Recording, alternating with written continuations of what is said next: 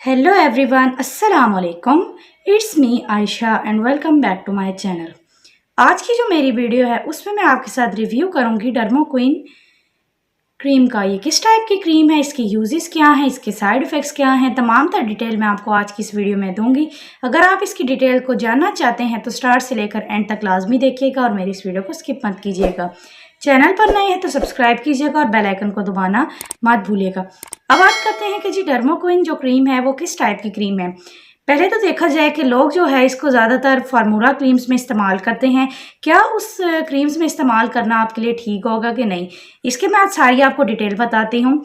अब क्या करते हैं कि जो फार्मूला क्रीम्स हैं, जैसा कि एग्जाम्पल के तौर पर जिस तरह के गोल्डन पार होगी, फ़ायज़ा ब्यूटी क्रीम होगी, संदल ब्यूटी क्रीम होगी, मतलब कि जिस तरह की ये मैं आपको बता रही हूँ फार्मूला क्रीम्स वगैरह, उसमें क्या करते हैं कि जी ये इन ट्यूब्स का इस्तेमाल करते हैं। उसमें क्या करते हैं, पूरी इसमें डर्मोक्विन इसमें शामिल कर लेते हैं, ठीक है, या हाइड्रोक्विन, दोनों एक ही चीज़ें हैं। अगर आप इन दोनों में से किसी चीज़ का भी इस्तेमाल कर रहे हैं तो आपके लिए ये वीडियो जो है बहुत ही अच्छी रहेगी।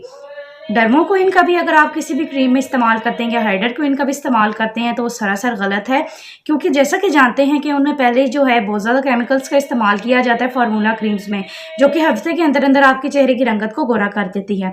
आप क्या करते हैं कि उसमें डर्मोक्विन या हाइड्रोक्विन का भी अगर इस्तेमाल करेंगे तो वो आपकी स्किन को बहुत ज़्यादा नुकसान देगी, क्योंकि उसकी वजह यही है कि जो डर्मोक्विन है इसमें स्टेरॉइड की मिकदार भी बहुत ज़्यादा पाई जाती है और हाइड्रोक्विनोन की भी। ये दोनों जैसा कि जानते हैं कि काफ़ी तेज़ जो होते हैं केमिकल्स होते हैं, जो कि आपकी स्किन को प्रॉपर तरीके से अगर आप बहुत ज़्यादा इस्तेमाल करेंगे तो वो डैमेज भी कर सकते हैं। इसलिए आपने क्या करना है कि इस क्रीम को हरगिज़ आपने फार्मूला क्रीम्स में इस्तेमाल नहीं करना।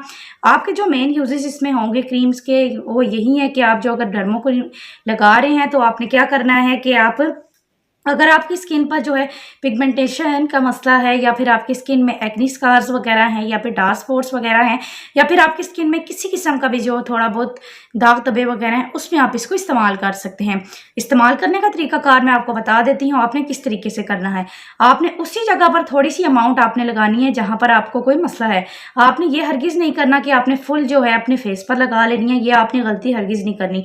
अगर आप ये गलती करेंगे तो खुदा न खास्ता इससे आपकी स्किन जो है प्रॉपर तरीके से डैमेज हो सकती है। आपने क्या करना है, बिल्कुल हल्की सी मिकदार में जहाँ पर आपका मसला है, जैसा कि यहाँ पर आपकी पिगमेंटेशन है थोड़ी सी, तो आपने हल्की सी मिकदार लेनी है और वहाँ पर आपने इसको अप्लाई कर देनी है।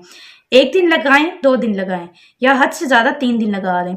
उससे ज़्यादा आप इसका इस्तेमाल ना करें, क्योंकि 2 से 3 दिन में ही आपकी जो स्किन में जो है रिजल्ट देना शुरू कर देगी।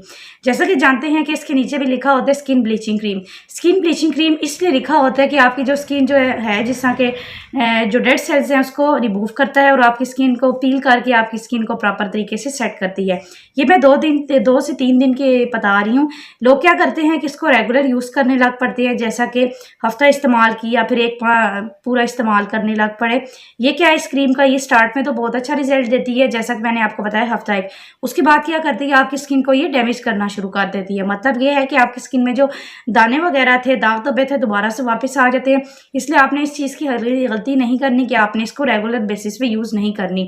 आपने इसे 2-3 दिन इस्तेमाल करनी है जहाँ पर आपको मसला है, वहाँ पर आपका इंशाल्लाह ये मसला जो है काफ़ी हद तक ये ख़त्म हो जाएगा। और एक चीज़ का ख्याल करना है कि मेरी वीडियो का मकसद ये है कि मैं आपको इसके यूजेस का बताऊँ। ये आपने हरगिज़ नहीं करना कि आपने डॉक्टर से पता नहीं किया और आपने डायरेक्ट अपने फेस पर अप्लाई कर ली। जब भी कोई भी चीज़ आप लगा रहे हैं तो डॉक्टर की रिकमेंडेशन के मुताबिक लगाया करें, खुद से कोई भी चीज़ यूज़ ना किया करें। अब जैसा कि मैंने आपको बताया है कि आप इनको ना फार्मूला क्रीम्स में ऐड करें, ना आप इसको फुल अपने फेस पर अप्लाई करें। बाकी बात रही तो अगर आप अपने हैंड्स जैसा नकल्स वगैरह अगर आपकी ब्लैक है, या फिर आपके जो पाँव पर जो अगर आपके पाँव जो थोड़े बहुत हैं अगर वो ब्लैक हैं, उस पर आप इसको अप्लाई कर सकते हैं। बेशक आप ज़्यादा भी लगा लें, एक माह भी लगा लें, कोई मसला नहीं है, क्योंकि हाथ पाँव की जैसा कि जानते हैं कि स्किन जो है काफ़ी हद तक सख्त होती है। उसको लगाने से इसमें कोई नुकसान नहीं होता। बस फेस पर आप ध्यान रखा करें कि जो भी आप चीज़ लगा रहे हैं पहले तो आप क्या करें, पैच टेस्ट वगैरह कर लिया करें। उससे जब आपको सही लगे तो उसके बाद आप इसको अप्लाई किया करें। बाकी जैसा कि मैंने आपको लगाने का तरीकाकार बताया, इस तरीके से लगाएंगे तो आपको किसी किस्म का नुकसान नहीं होगा। लेकिन आप डेली बेसिस पे लगाएंगे तो उससे आपकी स्किन जो है प्रॉपर तरीके से डैमेज भी हो सकती है। बाकी सारे मैंने आपको इसके यूजेस बताए हैं, इसके साइड इफ़ेक्ट्स का बताया, जैसा कि जिसकी सेंसिटिव स्किन है वो तो हरगिज़ इस्तेमाल ना करे, क्योंकि जैसा कि मैंने बताया था कि इसमें केमिकल्स का भी इस्तेमाल किया गया है। अगर आप इसको लगाएंगे सेंसिटिव स्किन पर तो आपकी स्किन जो है ख़राब हो सकती है। बाकी इसमें बताया गया कि स्टेरॉइड की भी मकदार पाई गई है, इसलिए डेली बेसिस पे नहीं लगानी, 2 से 3 दिन लगानी है बस, उसके बाद आपने इसको छोड़ देना है। सारा रिव्यू मैंने आपके साथ शेयर किया है। मैं दोबारा बता रही हूँ कि आपने जब भी यूज़ करना है तो डॉक्टर की रिकमेंडेशन के मुताबिक यूज़ करना है, खुद से आपने कभी भी अप्लाई नहीं करना। मेरी वीडियो का मकसद था कि मैं आपके साथ इसके यूजेस का बताऊँ, इसके साइड इफेक्ट्स का बताऊँ। बाकी आई होप कि आप सबको मेरी वीडियो पसंद आई होगी।